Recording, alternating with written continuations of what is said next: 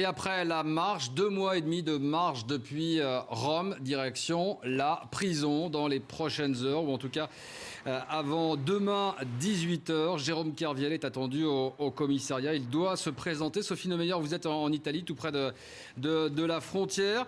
Jérôme Kerviel qui doit prendre le départ aujourd'hui pour traverser la frontière, pour entrer en France. Et vous êtes accompagné de son avocat.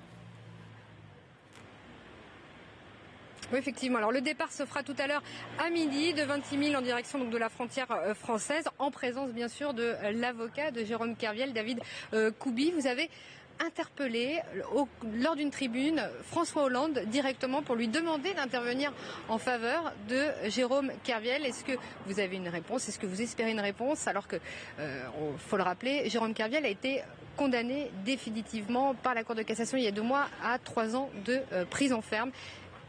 Avez-vous une réponse? Non, on n'a pas de réponse au moment où on se parle. On n'a pas interpellé le président, je n'ai pas interpellé le président François Hollande afin qu'il intervienne en faveur de Jérôme Kerviel. Je l'ai interpellé afin qu'il intervienne en faveur de la justice et du bon fonctionnement de nos institutions, puisque nous dénonçons depuis des années dans le désert des dysfonctionnements. Alors on vient de m'indiquer que la Société Générale dénonçait un tapage médiatique, si j'ai bien compris.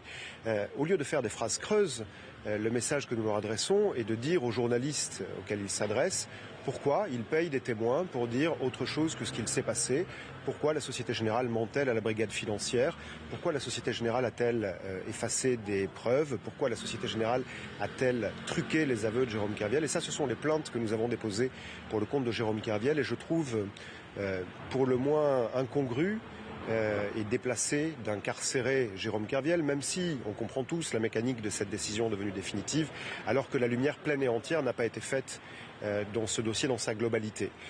Car convenez avec moi que si des aveux de Jérôme Kerviel, comme nous l'indiquons, ont été truqués, ça pourrait avoir quelques conséquences, et notamment en termes de réouverture du débat pénal. Et donc j'ai personnellement, mais aux côtés d'autres, comme Monseigneur Di Falco, comme Roland Agré, le président d'Action Justice, comme un certain nombre de personnalités publiques, interpellé le président de la République pour qu'il veille, car il est bien évidemment garant du bon fonctionnement de nos institutions, pour qu'il regarde de plus près les dysfonctionnements que nous dénonçons.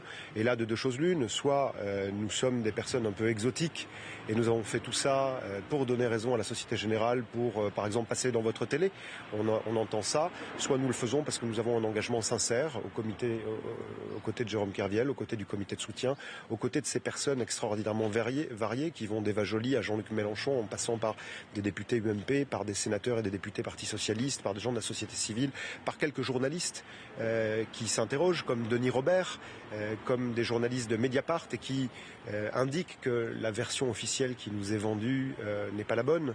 Donc je crois qu'il est temps de ne plus avoir peur de la Société Générale, de ne plus avoir peur du système bancaire, et c'est d'ailleurs le point de convergence qui existe avec des positions qui ont été exprimées par le pape François au Vatican.